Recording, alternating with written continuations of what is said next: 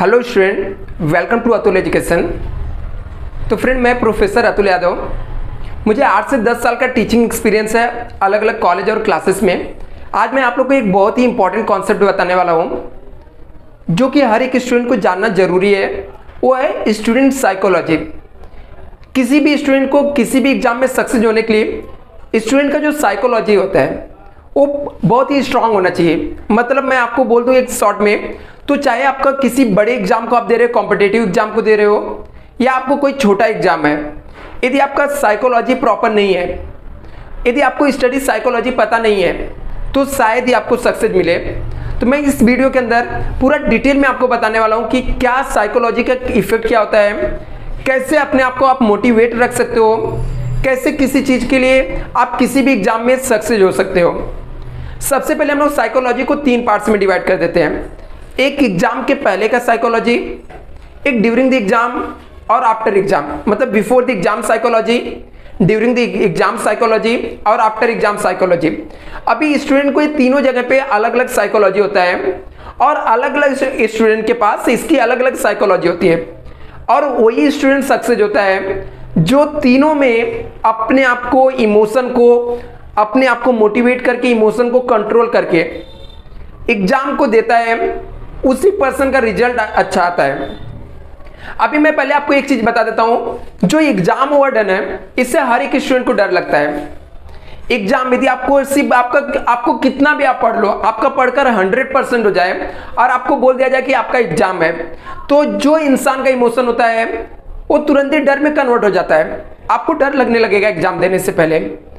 तो ऐसे में क्या करना चाहिए मैं आपको बताता हूं। अभी ये डर कैसा आता है, अलग अलग डर होता है। आपका 100% पढ़ के हो गया रहेगा, फिर भी आपको लगेगा कुछ भी याद नहीं है। जैसे आपको पता चला आपका एग्जाम करीब आ गया, आपको डर लगने लगेगा कि कुछ भी पढ़कर नहीं हुआ है, जो कि आपने पूरे साल भर पढ़ाई किया तो भी आपको ऐसा लगेगा। यदि आपने नहीं पढ़ाई किया तो आप छोड़ दो, आपको इतना डर लगेगा कि अभी तो कुछ पढ़ के हुआ नहीं। ऐसे में आपको करना क्या है, आपको अपने आप को मोटिवेट कैसे करना है। देखो, आपने पूरे साल भर क्या पढ़ा वो मैटर नहीं करता है। लास्ट के एग्जाम के 10 से 12 दिन आप क्या पढ़ाई करोगे वो ज्यादा इंपॉर्टेंस है। बहुत सारे स्टूडेंट क्या होते हैं, उनको लगता है कि अभी कुछ पढ़ के हुआ नहीं, 10 से 12 दिन में अभी मैं क्या पढ़ सकता हूं, क्या कर सकता हूं, और वो डायरेक्टली क्या कर देते हैं, स्किप कर देते हैं। और इसकी वजह से उनको जब लगता है पढ़कर नहीं हुआ तो उनका कभी सर दर्द करता है, कभी वो लोग बुक नहीं खोलते डर के मारे। डर की वजह से उनको, जो कि ऐसा कुछ भी नहीं रहता है, उनका उतना ही पढ़ के हुआ रहता है जितना बाकी लोग का हुआ रहता है, लेकिन वो बुक भी नहीं ओपन करते हैं, और बुक ओपन करेंगे तो रख देंगे ऐसे। तो ऐसे में आपको क्या करना है, आपको एक पेपर का कॉन्सेप्ट बताना चाहिए। कोई भी पेपर सेट किया जाता है तो हर एक पेपर के अंदर जो 40% क्वेश्चन होते हैं वो सिंपल होते हैं, बहुत ही इजी टाइप के पूछे जाते हैं, और जो 40% क्वेश्चन होते हैं वो मीडियम लेवल के होते हैं, और सिर्फ 20% ऐसे क्वेश्चन होते हैं जो हाई लेवल के होते हैं, जो कुछ स्टूडेंट सॉल्व कर पाते हैं या कुछ स्टूडेंट उन क्वेश्चन का जवाब दे पाते हैं। मतलब आपको पास होने के लिए सिर्फ कितना परसेंट चाहिए, 35% चाहिए। तो 35% में किस टाइप का क्वेश्चन बनाया जाता है, फॉर एग्जाम्पल मैं आपको ले लेता हूं। यदि आप 12th या 10th के स्टूडेंट रहोगे तो आपका 100 मार्क का पेपर हो रहा है तो उसके अंदर 20 मार्क का ऑब्जेक्टिव कंफर्म होगा। 80 मार्क का पेपर हो रहा है तो भी उसमें 15 से 20 मार्क के ऑब्जेक्टिव आपके रहेंगे। अभी ये 15-20 मार्क्स जो है, ये 20 मार्क्स जो है आपको पास होने के लिए 35% चाहिए। यदि आपको ये 20 मार्क्स जो है वो इजी चीज है। यदि आप पहले ऑब्जेक्टिव को प्रिपेयर कर लेते हो, फिर उसके अंदर शॉर्ट नोट्स पढ़ लेते हो, कुछ इंपॉर्टेंट क्वेश्चन पढ़ लेते हो, तो आपको मोटिवेशन मिल जाएगा, आपको पता चल जाएगा कि आप पास हो सकते हो। ऐसे में जब भी आपको लगे कि आप पास नहीं हो सकते तो एक चीज आपको याद रखना है कि पास होने के लिए पूरे साल भर नहीं पढ़ना पड़ता है, लास्ट के 10 दिन पढ़ना जरूरी होता है, और लास्ट के 10 दिन में हर एक चीज पढ़ा जा सकता है, पॉसिबल है लास्ट के 10। दूसरा चीज, यदि आपको प्रिपेयर करना है तो आपको प्रीवियस ईयर्स के पेपर निकालने चाहिए और उनको सॉल्व कर लेना चाहिए, जिससे आपको एक क्या मिलेगा, मोटिवेशन मिलेगा। और आपको इन चीजों को निकाल देना कि लास्ट के 15 दिन 10 दिन जो बचे, एक कम टाइम नहीं होता है। आपके एग्जाम में पेपर में सिर्फ 3 घंटे लिखने हैं, तो आपको ये देखना कि क्या 3 घंटे आप पेपर में बैठकर लिख सकते हो क्या, या जो चीजें हैं वो प्रिपेयर है क्या।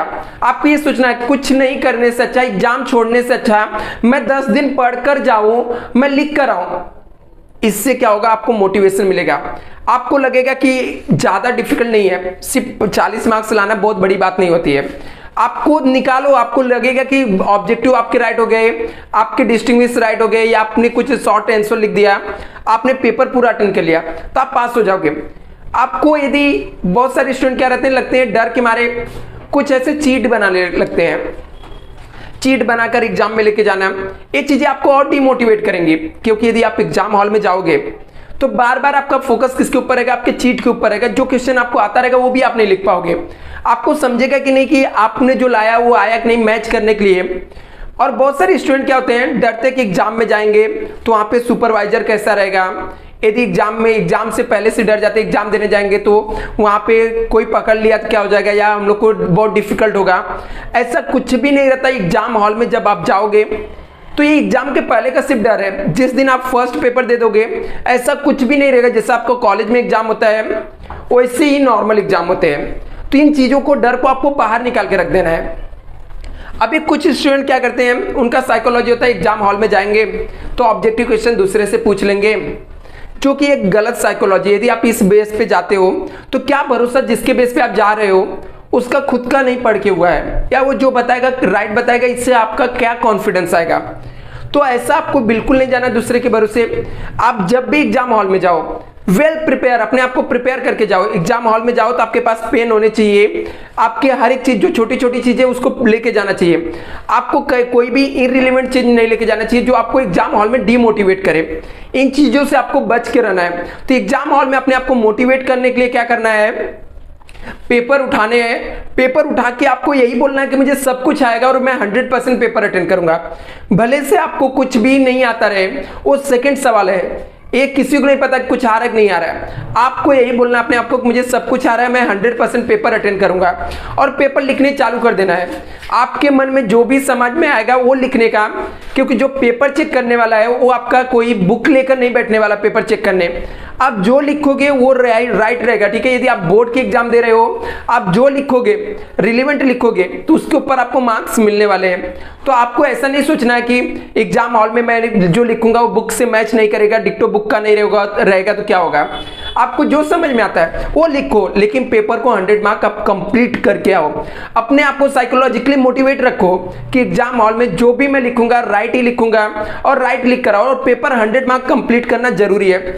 यदि आप पेपर को 100 मार्क कंप्लीट किए रहोगे तो जो निगेटिविटी आपके एग्जाम के बाद आने वाली है ना, वो बिल्कुल नहीं आएगी, क्योंकि आपने पेपर 100 मार्क का अटेंड किया है कट पिट करके। मतलब मैं मानता हूं आपने 10 मार्क का क्वेश्चन लिखा, उसमें 3 मार्क्स का आपका राइट हो रहा है।